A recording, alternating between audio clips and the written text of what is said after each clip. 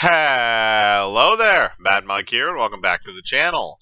Today we're going to go into my thoughts after finishing up my 100% playthrough of Cyberpunk 2077. And before we get to that, I just want to wish everybody a Merry Christmas, since it is Christmas Day, even though obviously it's kind of closer to the evening. But now that that's out of the way, let's kind of get into this. So I'm not going to be grading the launch of this game.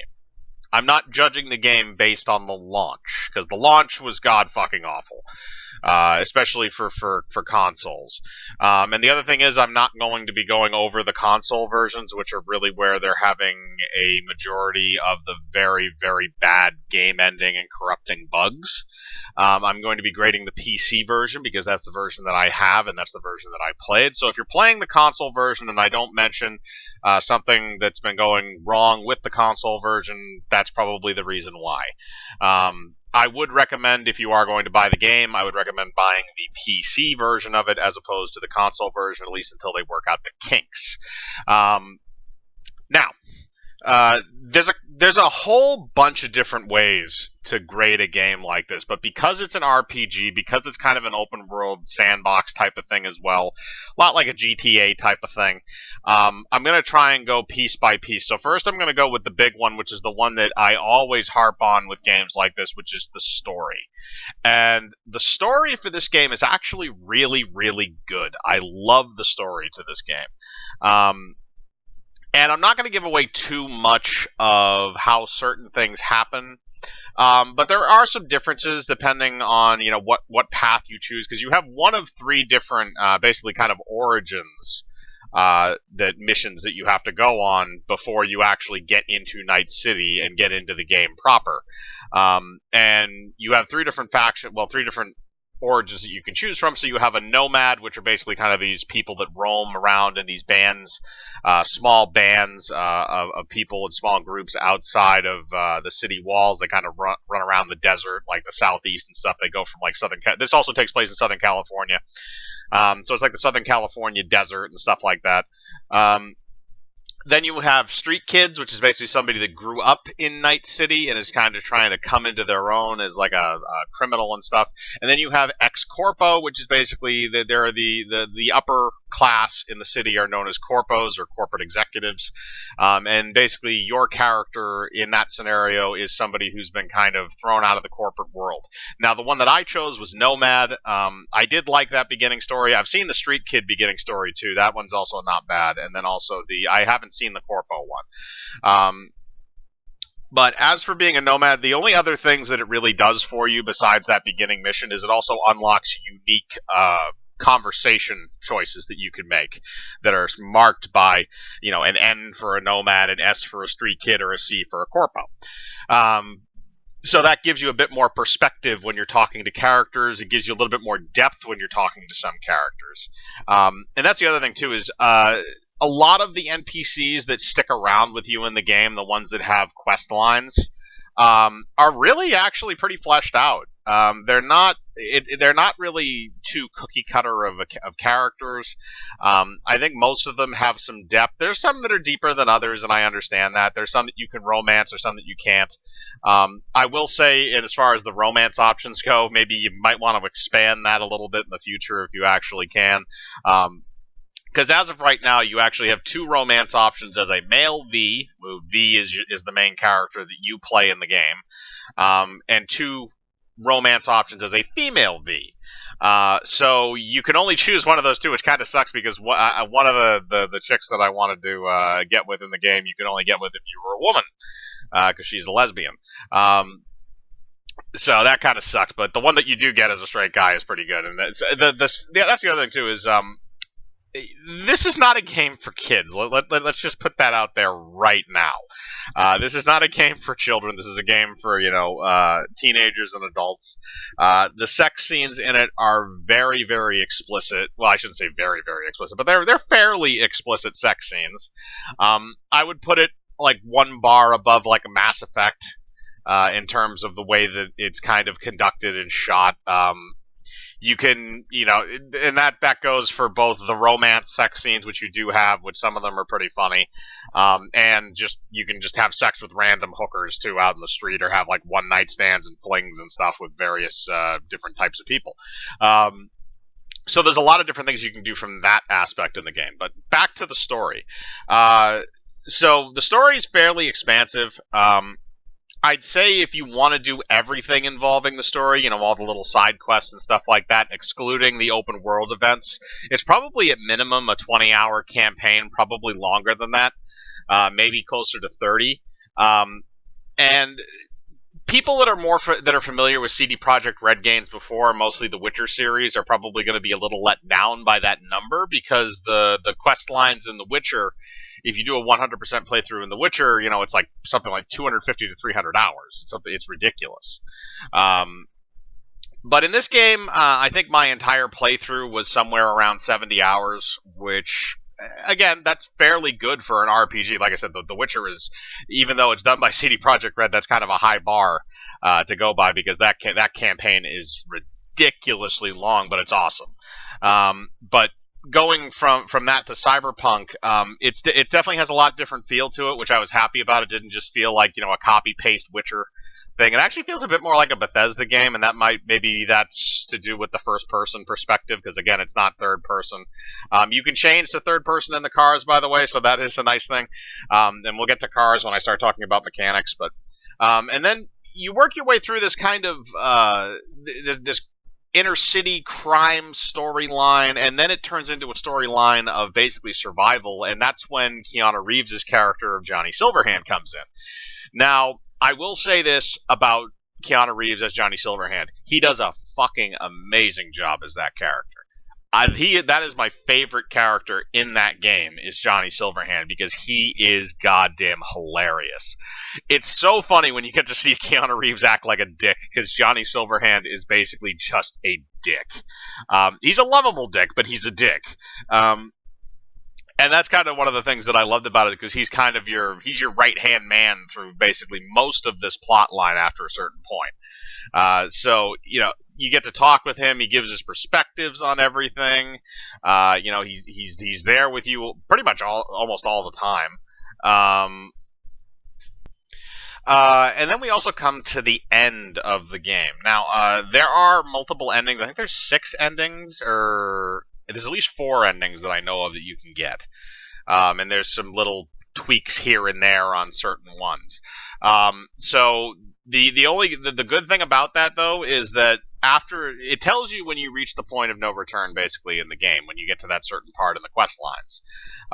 But then after you finish your ending, you have the option to revert back to that point before the point of no return, and you can do whatever you want. You can try and go for another ending, and you get to keep your stuff, or some of your stuff, from going through that original ending. So you get kind of a reward for doing that, and then you can do different ones after a little while. You can just keep replaying it. So that is very nice that you can experience all the endings. You don't have to do a million playthroughs. I would recommend maybe a hard save here and there, because some of those endings do have branching paths. So if you can do a hard save at certain points, I would. So like I said, that the story for this game is very strong. So if you're going into this game looking for story, you're going to get it. And that even like branches out into the side quests and stuff. A lot of the side quests are very diverse in the way that they kind of approach things. You have there's like ones where you meet these monks, and basically there's a kind of a sect of monks that don't believe in cybernetics and stuff like that. And you run into one of them, and he basically gives you like these meditation exercises to do, which is actually kind of interesting. Where he narrates over this kind of image. It's almost like one of those things where you listen to the sound of the rainforest to fall asleep, that kind of thing. Those are kind of interesting. You have your kind of standard side quest, your smash and grab type of stuff, walk into, you kill target, stuff like that, which is pretty standard for games like this. You can buy a whole plethora of cars. I will say that. There are some things that are funny. I actually bought the smart car in the game, because they actually have a little car that looks like a little smart car. If anybody knows what those look like, those very, very tiny, tiny cars. That's basically just big enough for like maybe 2 people, and it's pretty cramped at that for 2. That type of shit. So they have that, which is kind of funny, and the cars actually look really cool. That's the other thing, is the graphics and the aesthetics in the game look really really good. They definitely did a good job with making this game look amazing. Just from the graphics aspect of it. Now, there are some issues with clipping and stuff like that. And that's kind of what I'm going to get into now, because now we're kind of done with the story. So the graphics in the game, like I said, they look amazing, but there are glitches. It is not a perfect game. It does need polish. That's why they're releasing hot fixes for it right now. And that's why they'll continue to release them probably through the new year. But I haven't really had that many game-ending glitches. I've had one or two here where, like, all right, this mission glitched out, but once I reloaded it, immediately afterwards it was back to normal. So I didn't really have the issues that a lot of people are complaining about on console, where the game had these ending glitches that would just, flash out of existence. There were some funny ones. There were ones where, music from cutscenes would continue to play on an endless loop. There were some of them where, character dialogue would cut out, like NPC dialogue would cut out. You'd just see like the subscript with the subtitles. That would be it. There were situations where bodies would teleport every once in a while, or cars would spawn phased through the road or something like that. Not anything, like I said, not anything necessarily world breaking in terms of, breaking the actual game, because again, you can just reload the area and it's usually fine. But it is something that should be addressed by CD Projekt Red at some point in the future. I think they're addressing it now. More so, I think, for consoles, again, because they're having a lot rougher of a launch than the PC version did. So they do need to fix the bugs, but the graphics do look really, really good. Now down to the mechanics. Now the mechanics are kind of that's really my number two in most cases. And the mechanics in this game are actually really good for the most part. The fighting mechanics I like. Again, it operates a lot like it doesn't necessarily. It operates a lot kind of like a Fallout type of feel to an extent. You can have 3 different weapons that you can cycle through. That includes melee and firearms. I made my build basically entirely around blades and swords. So that whole thing was basically just running around the city and hacking people up with a katana, which was pretty fun.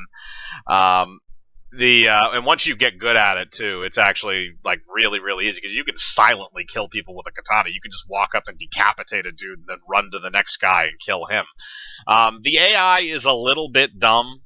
But at the same time, like here's the other thing I have with it, is they tried to institute kind of a GTA system when it came to police. Like if you just like walk out into the street and you just kill a random civilian, or run somebody over with your car or something like that, then the cops will come and try and get you. Now, if you stay there and try and fight the cops, you will 100% die. That's just how it's built.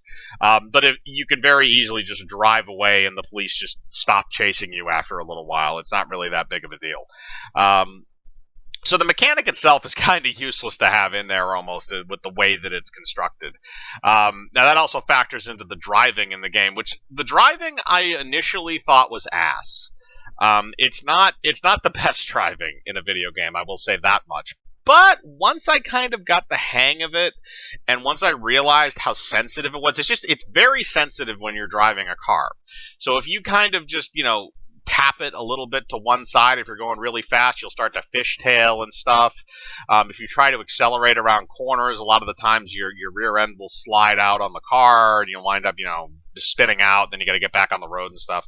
So there's some issues there, but I think that maybe that's just kind of their way of doing racing, because I actually got by it after a while. It wasn't that bad for me, because once I got the hang of actually drifting around corners, which you can do, because you can just pull your e-brake and just drift around the corner. Once I got the hang of that, it really did not I didn't have that many issues driving around in the city all that much. You don't really have to anyway, because you sprint actually relatively fast, and there's a lot of fast travel points at various points inside the city. Outside the city, you almost exclusively have to use a car. But inside the city, there's a lot of fast travel points, so that makes it easier to navigate around the map. I like that in terms of gameplay. As far as the cybernetics go, the cybernetics are really, really interesting. The only thing I would say is that there is a quick hack mechanic in the game. Now, basically, what that is you hold down a button and you go into the scan mode. And when you go into the scan mode, you can scan stuff like security cameras and enemies and drones and the various other things in the environment. You use it for investigations as well. And when you're doing that, if you have that upgraded a lot, you can literally just quick hack your entire way through an enemy base and have no issues. Uh, it's actually kind of broken if you do that, because you can have various quick hacks equipped, and then you can just do all this random shit to enemies. You can take over drones and have them kill people. You can disable security cameras or take control of them. You can detonate enemy grenades. There's a whole bunch of stuff that you can do to people just using the quick hacks alone. So that is a kind of broken, but you do have to upgrade it quite a bit to get it to like boss levels, basically.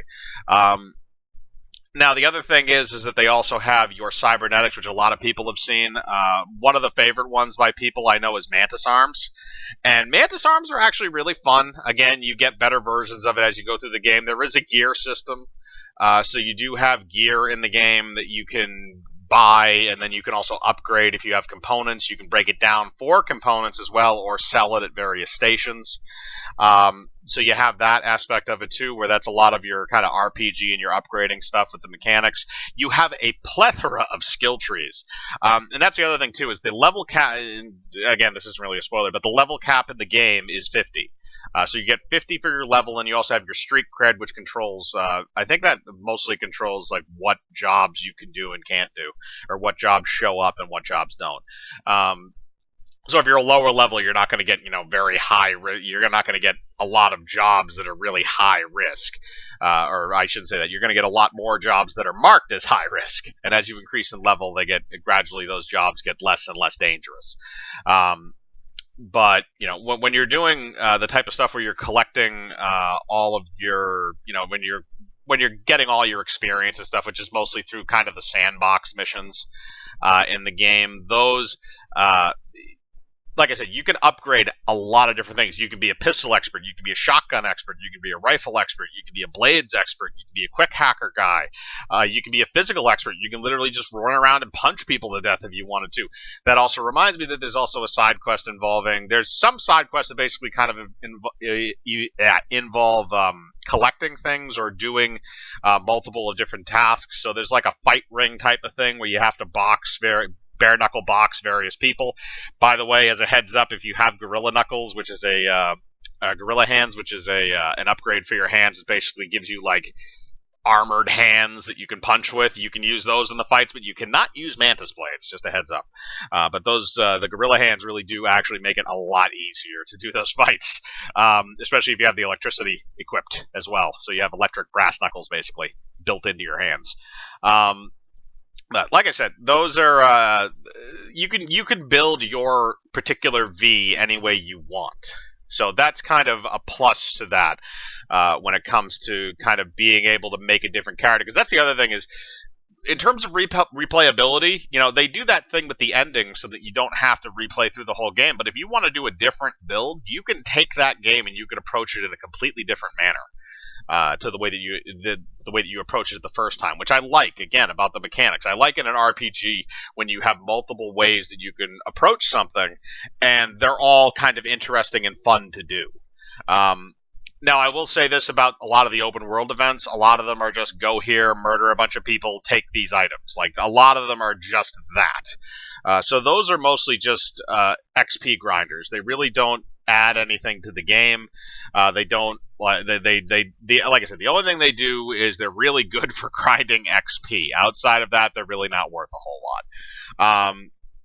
And now we skip down past that, and we're kind of at the end of this. So that basically encompasses a majority of the game. At least a majority of, I think, what people are going to be looking for. And I'm not going to do any spoilers in this for anybody that wants to play it. It just came out. I'm not going to spoil the ending or anything like that. You're going to have to play through it if you want to actually see that, or look it up online. But as far as this game goes, as far as it being a game, again, I'm not dealing with the launch. I'm not talking about the launch of the game. But as a game itself, I would probably give this game an A minus. I wouldn't say that it's the best game that I ever played. I wouldn't say that by far. I actually liked Ghost of Tsushima a lot more than I like Cyberpunk. But at the same time, I think Cyberpunk is a really solid RPG. It's probably one of the better RPGs that's currently on the market, at least in terms of new ones. So I really enjoyed that aspect of it. And I, like I said, I look more at a story in a game. If you're more of somebody that, you want the immersion and all that stuff, the glitches might take you out of that to an extent. So if that's really going to bug the living crap out of you, I'd wait until there's some hot fixes and stuff done with the game, probably early next year. Maybe try picking it up maybe in late January or early February, and see how it's looking then. So that again, that's just my suggestion. But like I said, as far as the game goes, I'd give it an A minus. I really enjoyed the story. The combat mechanics were really good, and I like the skill trees and the character building. The only thing I would say is that the PC version, anyway, definitely needs to get some polish on those glitches. But outside of that, I would say it's a really good game, and I would recommend picking it up. But again, that's just me. I want to know what you guys think. Have you played Cyberpunk 2077 yet? Do you like it? Do you not like it? Are you eager to see more from CD Projekt Red? Do you want maybe some more stuff for this game, like DLC or anything like that? Or are you just kind of like, no, I'm not really interested? Or, if you got the console port, is it really that bad? Put your thoughts in the comments below. As usual, I like to read them. Hit the bell for notifications, hit the like button, subscribe, and remember, I live my life free of compromise. Do you?